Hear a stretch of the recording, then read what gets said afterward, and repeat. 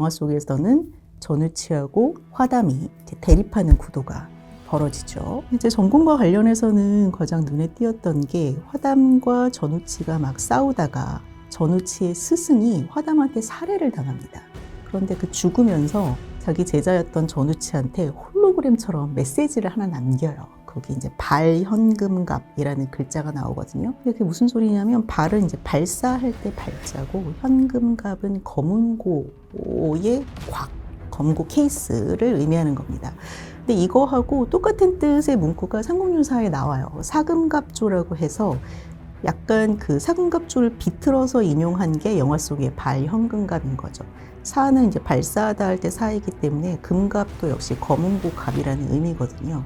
그래서 검은고갑을 쏴라 라는 그 메시지가 들어있는 삼국유사의 기사가 있습니다. 이런 사실들을 알고 영화를 보면 영화가 훨씬 더 풍부하게 느껴질 수 있는 거죠. 이거는 알아야 보이는 겁니다. 모르면 보일 수 없는 것들이거든요. 그 기사가 뭐냐면 사금갑 스토리 안에 들어가 있거든요.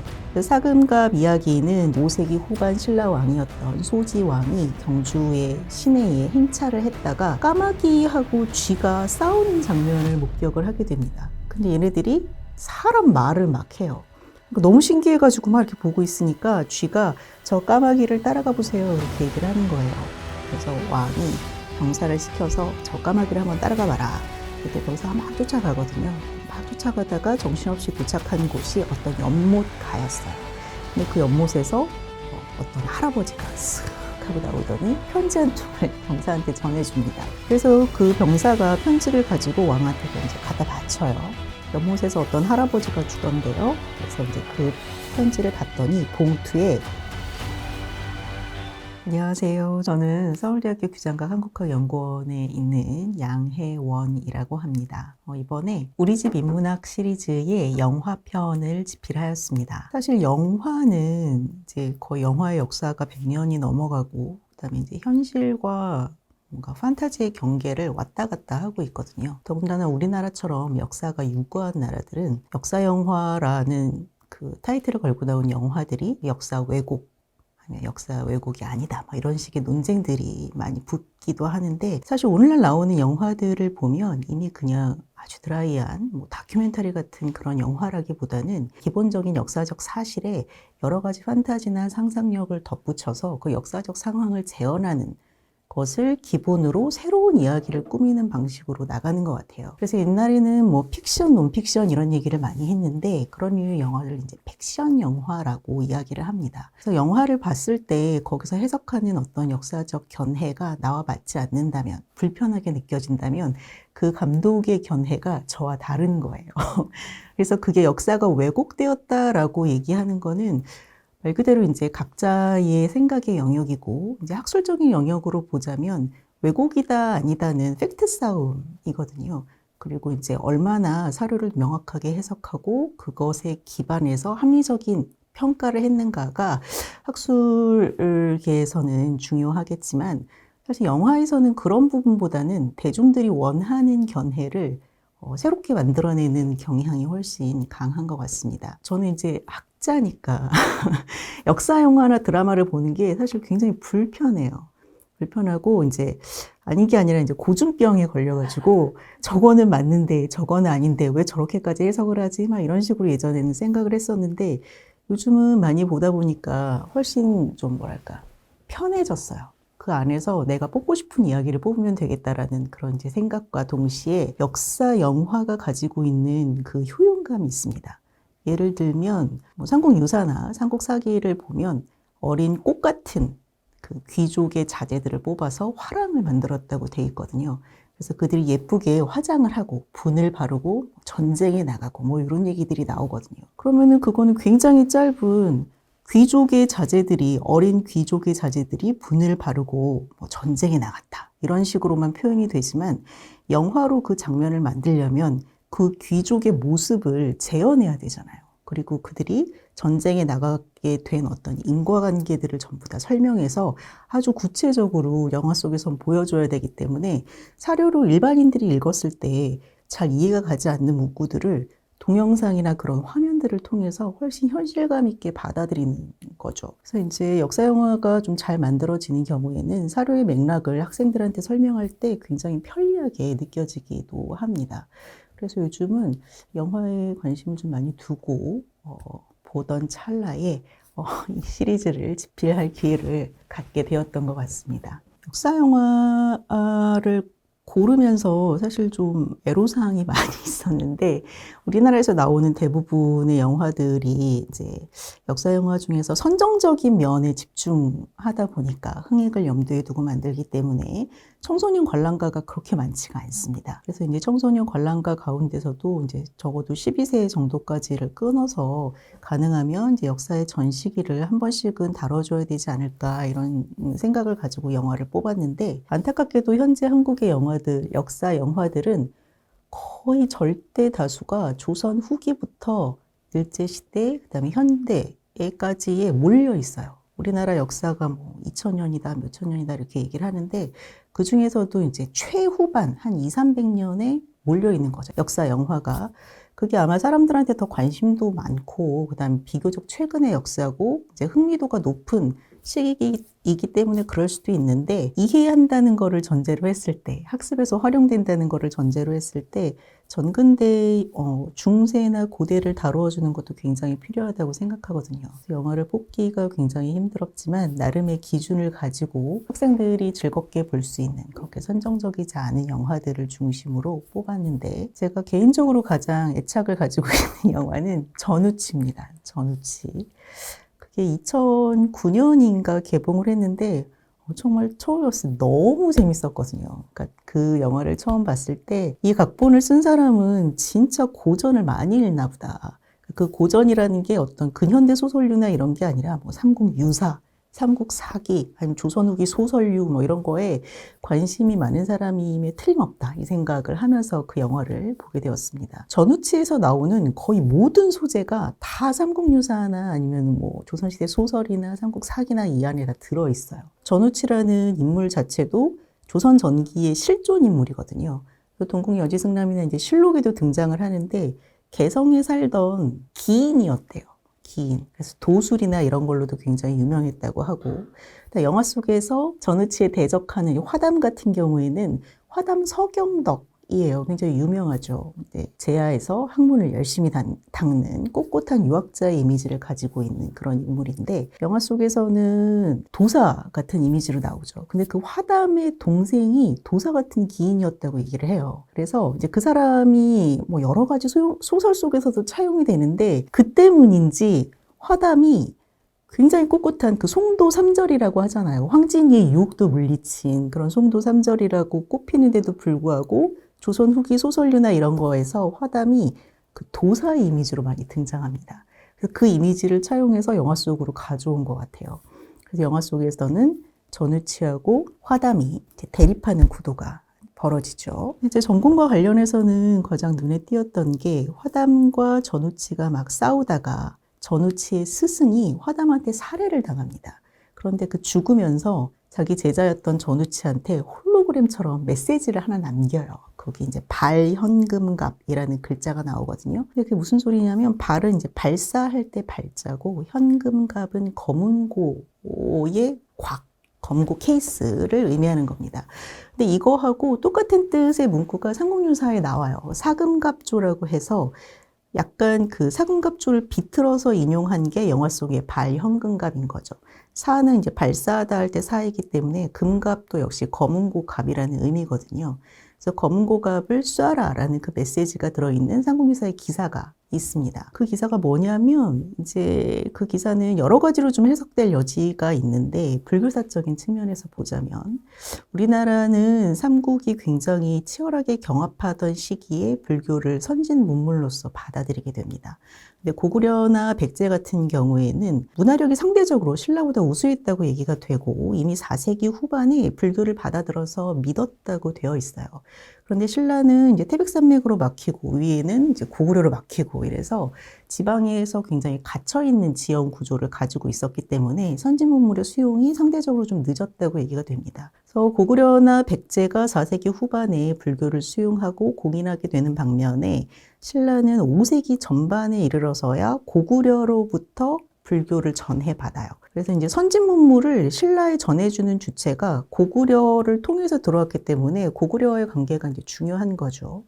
신라와 고구려는 그들끼리 굉장히 나름 친한 관계였어요. 고구려가 더 우위의 관계를 가지고 신라와 손을 잡고 있는 이런 관계였는데 5세기 들어서면 그 관계가 좀 삐그덕거리기 시작합니다. 왜냐하면 다 알고 계시듯이 고구려가 남진 정책을 4세기 말부터 5세기 말까지 아주 적극적으로 추진하게 되고 그 과정에서 뭐 여러분들이 잘 알고 계시는 고구려의 유명한 왕들, 장수왕, 광개토왕, 이런 광개토대왕 이런 왕들이 등장하면서 고구려의 전성기를 구가하게 되거든요. 근데 그 고구려 입장에서 봤을 때는 전성기지만 백제나 신라 입장에서 보면 그냥 순환이에요. 순환. 위에서 막 고구려가 막 밀려 내려오니까 백제는 5세기 뭐 중후반에 한성을 빼앗기고 공주로 내려가야 되고 신라도 이제 경계를 육로로 고구려와 접하고 있기 때문에 고구려가 밑으로 내려오니까 경계 지역이 불안해지는 거죠. 그러면서 고구려의 손을 놔야겠다는 결심을 하게 됩니다. 헤어질 결심. 그래서 사금갑 스토리 안에 들어가 있거든요. 사금갑 이야기는 이제 소지왕 때에 5세기 후반 신라 왕이었던 소지왕이 경주의 시내에 행차를 했다가 까마귀하고 쥐가 싸우는 장면을 목격을 하게 됩니다. 근데 얘네들이 사람 말을 막 해요. 너무 신기해가지고 막 이렇게 보고 있으니까 쥐가 저 까마귀를 따라가 보세요. 이렇게 얘기를 하는 거예요. 그래서 왕이 병사를 시켜서 저 까마귀를 한번 따라가 봐라. 그때 병사가 막 쫓아가거든요. 막 쫓아가다가 정신없이 도착한 곳이 어떤 연못가였어요. 근데 그 연못에서 어떤 할아버지가 슥 하고 나오더니 편지 한 통을 병사한테 전해줍니다. 그래서 그 병사가 편지를 가지고 왕한테 그걸 이제 갖다 바쳐요. 연못에서 어떤 할아버지가 주던데요. 그래서 이제 그 편지를 봤더니 봉투에 이 편지를 열어보면 2사람이 죽고 열어보지 않으면 1사람이 죽는다. 이렇게 써 있습니다. 그래서 소지왕은 야 그래도 2명이 죽는 것보다는 1명이 죽는 게 낫지 않나? 이렇게 생각을 하고 열어보지 않으려고 해요. 그러자 그 옆에 있던 일관이 그러니까 그 행차를 수행하던 일관이라고 하는데 이제 하늘을 살피던 요즘 말로 하면 이제 샤먼 신라의 전통적인 뭐랄까 천신신앙 종교를 대변하는 전통 종교를 대변하는 데 샤먼이 따라갔다가 2사람이라는 것은 서민의 목숨이고 1사람이라는 것은 왕의 목숨입니다. 그래서 이 편지를 열지 않으면 왕께서 변을 당하실 수 있다라고 조언을 하니까 소주원이 그렇겠네 라고 생각을 하고 편지를 짠 하고 열어봅니다. 그때 편지 안에 사금갑 검은 고갑을 쏴라 라고 되어 있는 거예요. 그래서 소지왕이 행차를 마치고 궁궐에 돌아가서 바로 이제 궁궐에 있던 검은 고갑을 활로 팍 쏘게 됩니다. 그랬더니 그 안에서 궁궐 안에서 기도를 올리던 수행하던 승려 한 명과 자신의 왕비가 활에 꿰어서 나오게 됩니다. 그래서 결국 그 둘은 이제 왕명으로 주사를 당하게 되죠. 뭔가 상문사를 맨 처음에 보면 이게 도대체 무슨 막장 스토리야? 뭐 이런 생각이 들거든요. 갑자기 로맨스도 아니고 불륜도 아니고 이게 무슨 소리람? 수행자와 왕비가. 그런 생각을 하게 되는데 결국 이 스토리 속에서 그 편지를 열지 않았을 때 죽는 사람은 신라의 왕이고 편지를 열었을 때 죽는 사람은 이제 승려와 왕비였던 것이죠. 바꿔 얘기하면 이걸 놔뒀을 때 승려와 왕비가 왕을 해할 수 있었다는 그런 스토리입니다. 그래서 이 스토리는 이제 고구려와 신라 사이의 외교 관계로도 설명이 되기도 하고 불교사 내에서는 신라의 어떤 불교 수용 과정을 의미하기도 합니다. 먼저 불교 수용 과정에 대해서 얘기를 해보자면 5세기 전반에 고구려에서 넘어왔던 무코자라는 승려를 통해서 불교를 받아들였던 신라는 어떤 사회나 마찬가지지만 새로운 종교 체계가 들어오면 기존에 있던 전통적인 종교 체제와 굉장히 크게 마찰을 일으키게 마련이거든요. 근데 신라 같은 경우에는 이제 천신신앙이나 이제 시조신앙이 굉장히 강했고 샤머니즘이 귀족들의 주된 신앙이었기 때문에 샤머니즘과 불교가 굉장히 크게 충돌했던 것 같아요. 그래서 고구려와 백제는 불교를 수용하고 4세기 후반부터 불교를 믿어라 라고 해서 다 믿었던 데 반해서 신라 같은 경우에는 5세기 전반에 고구려를 통해서 불교를 받아들였음에도 불구하고 소주왕 때의 사금각 기사가 나오는 5세기 후반까지도 불교가 완전히 안착을 못한 상태였음을 의미를 합니다. 그래서 일관과 승려와의 경쟁 관계 속에서 일관의 조언을 통해서 왕이 생존하는 것이기 때문에 기존 전통적인 종교 체제가 불교와의 갈등 속에서 일단 1차적인 승리를 거두는 그런 장면으로 해석이 되기도 합니다. 그리고 또 한편 이거는 이제 고구려와 신라의 관계로도 볼 수 있는데, 아까도 말씀드렸듯이 고구려와 신라의 관계가 이제 서로 동맹 관계, 동맹이라고 하면 좀 고구려가 좀 더 높은 입장에서 신라를 봐주는 이제 외교적인 관계를 가지고 있다가 남진 정책 때문에 신라가 압박을 당하니까 고구려와 이제 갈등을 본격적으로 드러내기 시작하는 것이 오색입니다. 근데 신라 안에는 고구려 군사들이 많이 들어와 있었다고 해요. 그런데 신라가 이제 고구려가 본격적으로 남진을 하게 되니까 신라 안에 들어와 있던 고구려 병사들을 전부 다 죽이는 사건이 있었습니다. 그 암호명이 수탁을 죽여라라는 사건이에요. 그것도 역시 사료 안에 나와 있는데, 그 사건들을 통해서 5세기 중후반을 거치면서 신라와 고구려의 관계가 굉장히 갈등 상황으로 치닫는구나 라는 생각을 할 수 있게 되고, 그 과정에서 고구려는 남진을 하면서 5세기 후반에 백제의 수도 한성을 탈환하게 돼요. 그러니까 빼앗고 백제를 남쪽으로 밀어버리는 거죠. 그 상황에서 신라는 굉장한 위기감을 느끼게 되고, 고구려에서 넘어왔던 사람들을 전부 다 이제 내쫓을 요량으로 고구려의 군사들도 다 솎아내고, 이 당시에 그 사금갑이라는 기사를 통해서 왕에게 죽임을 당했던 그 승려 역시 고구려인 내지는 고구려 첩자라고 해석을 하고 있습니다. 신라는 고구려를 통해서 불교를 받아들였기도 하고, 그 승려라는 존재는 고대나 중세, 삼국시대나 통일신라 내지는 고려 정도까지는 사회의 가장 상층의 엘리트들입니다. 왜냐하면 불교라는 천축의 인도의 사상을 중국어로 번역했는데 그걸 다시 우리말로 읽어내야 되는 사람들이 승려거든요. 요즘으로 따지면 니체나 칸트를 독일어로 읽거나 내지는 영어로 번역된 거를 우리나라 사람이 읽는 거하고 비슷한 개념이에요. 그 정도 읽으면 초엘리트 맞죠? 굉장히 엘리트고 지식인 계층이었기 때문에 국가 간의 외교를 할 때 그들을 많이 보냅니다.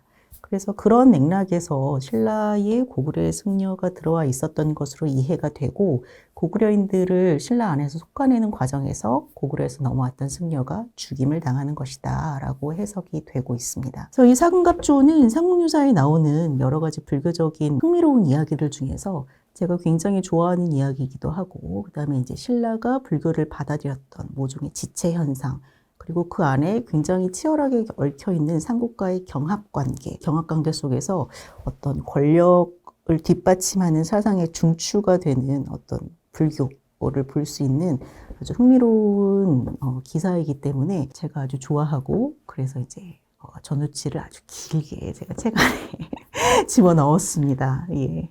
전우치 100번 보셨다고요? 진짜 전우치 제가 너무 좋아하는데, 전우치 안에 나오는 그 음악도 너무 재밌거든요. 그 음악이 너무 좋은데, 그래서 거기서 나오는 그 각종 역사적인 소재들도 너무 재밌고, 표훈대덕이라거나, 표훈대덕도 신라의 10대 성인 중에 하나거든요. 불교 승려로서. 그다음에 만파식적을 찾으면은 전우치가 완전한 최고의 도사가 될 수 있다는 거. 그 만파식적도 신라의 보배예요. 그것도 역시 이제 사료에 나오는 것들이고, 그럼 역사적인 사료를 충분히 활용하고 그 분위기에 맞게 역사 속에, 그러니까 영화 속의 소재로 녹여내면서도 왜곡의 논란을 완전히 피하는, 왜냐하면 역사 영화로 직진해서 가지 않았고 소재만 차용했기 때문에, 그래서 오히려 그런 영화들이 보는 사람으로 인해서 역사적인 감각을 훨씬 더 높여줄 수 있고, 그다음에 역사적인 지식을 많이 가지고 있는 사람들이 훨씬 더 재미있게 볼 수 있는, 왜냐하면 그 소재가 갖는 분위기까지 알고 있다면 그 영화의 내용이 훨씬 더 실감나고 재미있게 다가올 수 있을 거라고 생각을 합니다.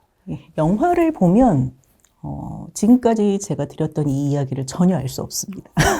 왜냐하면 영화 속에서는 발현근갑이라는 글자나 표훈대덕이라는 이름, 그 다음에 화담이라는 도사, 전우치라는 도사가 그냥 소재로 각각 차용이 된 거예요. 그리고 그 안에서 나오는 만파식적이라는 필이라든가, 그 다음에 도사, 도교와 관련된 도사, 아니면은 좀 불교적인 분위기, 이런 것들이 영화 속에는 조금씩 차용만 돼 있지, 그 안에서 어떤 역사적인 이야기를 하고 있진 않아요.